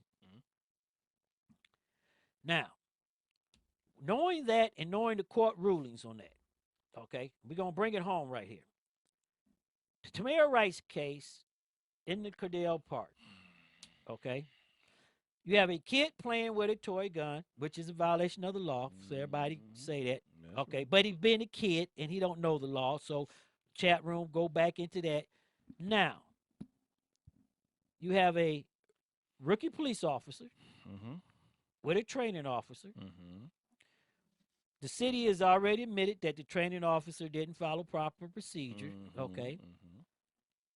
Then you have a rookie police officer put in a situation to make a decision that he should have never had to make, but he made a decision that was a proper decision for him to go home. Right.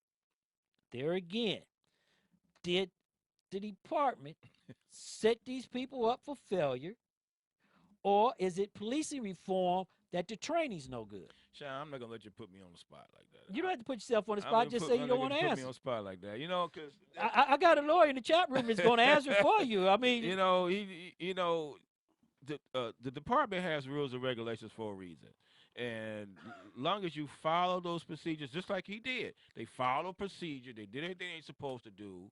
All right. The only reason why it's a big uproar because people are marching and well, let me ask you this. Well, it's going to be a big deal about it when you kill a kid. Yeah, but that don't make what happened wrong. Well, let me go. The question okay, is did the department set him up? See, this is the problem that you have right here, Sax. And I'm gonna say this to all the police officers in the chat room. We got the police officers in there and the lawyers in there. Okay, this situation right here is a failure of mass production. Even if you go back to the Timothy Russell's case, mass failure on behalf of training. Okay, it's not on police officers or police policy. Okay. Okay, Sean, can I say something real quick? Go ahead. When you pull up on a scene, we're gonna use that scene. The weapon he had looks so real. It didn't have nothing orange, yellow, blue, pink, nothing on it. It looked real. And let's say they had pulled up at a proper distance, and not up on it, but at a proper distance. And the young man still got up and pointed at him, and they fired. Okay, let's say this, and you know what? The lawyer in the chat room is going to answer that for you, and I'm going to refer to the chat room because I am a police officer, and I'm going to report it back. And the Lawyer Classic says this. If you want to go hypothetical, okay, because that's what you're doing, had the police officer taken his time, the training officer, and not put the rookie in a position That's to what I make just what, said. what just remember, because the lawyer's coming down, and this is a All right. police lawyer I who understand. represent Mhm. police officers who use of force. So Mhm. this is him actually saying he's being a dabble activist as I am. He's with the PBA. Okay, which means that had maybe they slowed down Like I said. and took an extra second, Like I said. Tamir Rice might have dropped that gun or Like might have I took said. off running, and or might let him know that it wasn't a gun. Okay? Or it would have done to them what he did to everyone else. But guess what? Had they just took that second, That's what I said. okay, just took that second, And not pulled up on him. whatever happened after that, they gave them a chance, and it's not coming back on training or procedures. My question is not to speak for no one particular case, because the chat room has their opinion and everybody. So I'm reading their opinion. It's not my personal opinion. So anybody in Cleveland, if you're on the police department, it's not my opinion. I'm reading the chat room opinion. This is a national internet radio Right. show. But so this is for the chat room.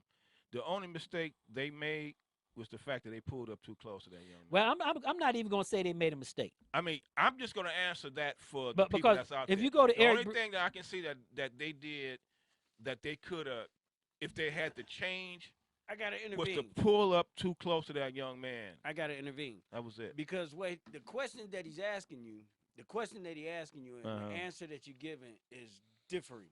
Because this is touching home. I understand. I'm not a cop. I'm a citizen. I understand. I know many officers, but I'm a citizen. And I want y'all in the chat room to understand that. And the question that he's asking you is touching home. I see it. I feel it. And it's not, the question that he's asking you is this a call for police reform or policing reform? In other words, in the situation that happened, did the department training fail the officers? Listen, There you go. Listen. There you go. Did Listen the to that, department police force. training fail the officers? Therefore, should the policing method be reformed, I'm gonna answer or that. should I'ma the answer that. police be reformed? Y'all asked me this question. I'm not asking you nothing. You on your own. Listen, y'all asked me this question weeks ago, and I told you weeks ago when I called in. They leave the classroom, they hit the streets with the FTO, and things are different. Right. I said that. Right. Okay. And we understand that. But again, because I see it, I feel it, and I'm feeling your pain right now, bruh. I'm feeling your pain right now, for real. I'm feeling your pain. But again, the question is, should this be a call for police reform or policing reform? Listen, remove yourself from the situation. Look from the situation, from the outside looking in.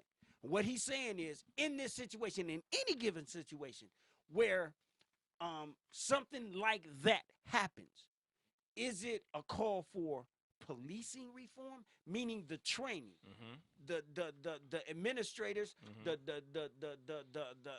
I agree with you on that because or okay, hold on. Does the cop need to be no Sachs can't answer that question, so we're gonna break it down. I want to answer it, and I know y'all not without gonna your personal opinion. No Without personal your opinion. opinion. Right. Because I'm telling you right now, I feel your pain man. as a police officer, as a human being. We feel you. I see it and I feel you. But let me ask you remove this question. yourself. Let me ask you this question right here, Sachs. All right. As everybody in the chat room is saying right now, okay, we're on internet radio in 17 cities, so I know they're probably saying, as the lawyer, police lawyers, and them, as a police officer, retired police officer, and I told you at the summit this weekend when we did our community summit on police reform and policing, everybody has to understand, police reform is different from policing reform.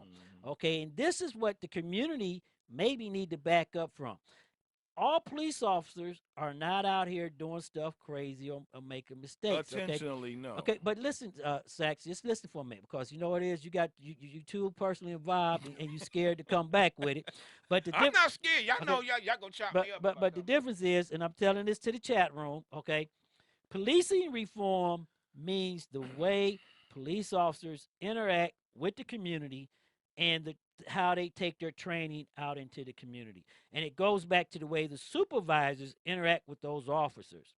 Police reform goes to policies, training, okay, administration, and the courts. So the administration and the policy could be flawed. It doesn't have to be the police officer that's flawed. It could be the policy and the training he's following that is flawed, that is creating this situation where they're getting into shootings and situations going back because they have spiked. But if you go back, and I want to say this right here, because as I told everybody, nothing is new in history. If you go back to the 70s, I just told you when Lyndon B. Johnson did the Violent Crime Act. No, that was 94, the Violent Crime Act. Right. Then you go back to the 70s. You go back to the 70s, okay, and you go back down. To the 60s. Now, we're going to go on with this one case, and this is the case that's going to really, really rock the core. The Sandra Bland case, okay? The Sandra Bland case is on so many levels. One was the officer made a lawful stop of a motorist in Texas, okay? But she refused to put her cigarette out, and he asked her to step out of the car. She refused to get out of the car. And we just went over that law, Mims versus Pennsylvania, which right there, she thought that she was in her legal rights to argue with him about a minor misdemeanor traffic stop. But what she didn't know was the law. And when she didn't know the law, and he told her to get out of the car, that was arrestable offense. She aggravated that well, poor officer. whether she aggravated it or not, we're not going to get personal. So you can't go in there as being a police officer. You can't go in there because if a police, even though I aggravate you, you do not have the right to violate my constitutional rights. Well, he didn't violate. Yes, in a way he did, but let me explain it to you. Because he forcibly removed her from the car that she refused to get out of? He did not de-escalate a situation that he was already How gonna give it up. when the whole time she's on the phone? But because let me ask you this. Let me go into it. I am pro-police and I'm being okay. real So let me tell you where he made his mistake All at. right, go ahead. Okay, because I'm a police officer and I did traffic for 100,000 years with the gray hair. Right. When he stopped her, he issued the ticket, and his business was getting ready to be completed. Whether she's smoking a cigarette or on her phone or not, he asked her. He should have went up there, asked her to sign the ticket, and went back to his car and went on with patrol and been done with it. And de-escalated the entire De-escalate the Well, whole he thing. didn't have to de-escalate if she already did the ticket or he issued the ticket. Wait a minute, de-escalate. Do you know what de-escalation is? No, I understand that, but I'm saying whether I should do was send the ticket. He have a good day. He go. He ain't got Okay, right. but do you understand what de-escalation is? Yeah. So when she told him to fuck off, I'm not putting my cigarette out because you don't have the right to tell me to put my cigarette out. All he had to do was say, okay. All you got to do was say, okay, man. No. Send the So ticket. he said, get out of the car. Right. Because at that point, when he told her to get out of the car, she said no. She could go to jail now. It's on my level now. Right. You a smart ass little black motherfucker. Right. Okay. Now you're going to go to jail because I gave you a lawful order and Right. you refused to follow it. She agitated. There go the change of thinking you know the law and arguing with a law enforcement officer when you don't know what you're talking about. So let's break that down, okay? Now, he got fired and he's going to trial. He got fired because he lied to his supervisors. He didn't de-escalate the incident, okay? And he lied to the grand jury why he took her out of the car. He didn't get fired for taking her out of the car because the United States Supreme Court told him he had the right to do that. He didn't get fired for harassing her, okay? Because the United States Supreme Court told him he had the right to do it. He got fired because somebody sitting in the grand jury asked a question. And the question was, if you was just giving her a ticket to sign, why did you take her out the car? And his response was, I took her out of the car to conduct and finish up a safe traffic stop. Okay? So there again, we have to go back to, is that policing the community or is that policy of the community? Policy, there's nothing wrong with the policy. It's the officer not following the policy. There you go. So that now needs to be you policing reform. That's what I said earlier. Now you back That's with what it. I said. Now you back with it. That's what I said earlier. It's the police. Woo, way to reel him back in. Hey, the chat room laughing like here. The chat room going on. I said that earlier, The man. chat room going sitting off. and wanting, waiting so long, his head might might pop pop off. off. Woo! Feel like I'm in the damn electric chair over there. that- Y'all that what waiting we to got you pull here the for. darn, pull the Oh, lever. no. Did you say that? Pull the lever. What you saying, man? But what to finish off our summit and our police reform, what we really asking the community to I'm think sitting here about, sweating for you. right? We really asking the community to think about this. The Cleveland Community Police Commission, the Seattle Community Police Commission is the only two of that kind. And what the Community Police Commission goals are, and that's what we're going to talk about just for the next 3 minutes before we get ready to kick off the air. And their goals are something very simple for everybody, and that's public transparency. What they want is the mayor, the police department, them to come out and just say it like it is, okay? Don't beat around the bush. Remember this, when the police department didn't come out, hands up, don't shoot, took off, and that became a movement which is now known as Black Lives Matter, okay? And I told you that this has happened before, okay? And as a citizen, as a citizen, that's really what we want to see. We don't want to see the right hand hiding the left hand. Well, we want to see what's going on, what's happening, what's really good. But it comes back to the disconnect, okay? And this is the whole thing, what the community was saying at the summit and everything, is that they feel disconnected from law enforcement, and they roll with law enforcement officers because law enforcement officers, once again, has gotten into that squad car and allowed a wall to come up between them and the community and the people in the community. But it's not just that. It's the social media did it too. Well, social media has nothing to do with it because you know what? Oh, that's not true. You can disconnect yourself from social As media. part of the community, I have to agree because again, listen, where I live at, it's completely different. It's completely different. I don't live in a city type atmosphere. I live in not in a, even I don't even live in a suburban type. You live in a atmosphere. rural I live in a rural community, right. and it's different because that wall is not there, and it's Right. completely different. Because I'm gonna tell you like this, I'm like pretty much one of the only one. Right. Well, let me say this, not to cut you off and everything. On our policing reform versus police reform, I just want to say this. In the 2012 agreement, and this is from the Seattle Police Commission, in a 2012 agreement with Seattle, for example, required local police officers and local police to report the race of a person arrested, where the officer used excessive force, and how many times department policy was violated in each incident. And that goes back to what I was talking about. Police reforms deal with policies. Policing reforms deal with the individual officer, and their conduct. And it goes not for the whole department. Okay, let's see this. It's not the whole department in police reform. It's that officer and the incident. But it's that time, and we want you to come back because we are going to be doing more summits on police reform. And we're going to be going national political next week, and we're going to come back and we're going to do part 3 of our community response. And Doug, it's that time. Fan base is big, I can't lose. Hey, like I always tell y'all, man, all you officers out there, y'all be safe, stay safe to all my people out there. Live, love, laugh. Act funny when you get that cat, you spit that way. They may love you tomorrow when they hurt you today. Yo, that's the way the story goes, so I was told. Following the ramble down the yellow brick road. Please believe at the end ain't no pie to go. There's some platinum beats from the Cleveland streets. Sax Man, thank you for coming with us on Stop the Madness, Keep It 100. Wanted me to put you in the fire like that, but I'm going to bring you back out next time and let you redeem yourself. Go ahead, Sax Man, what you want to say to our good people as we go off there?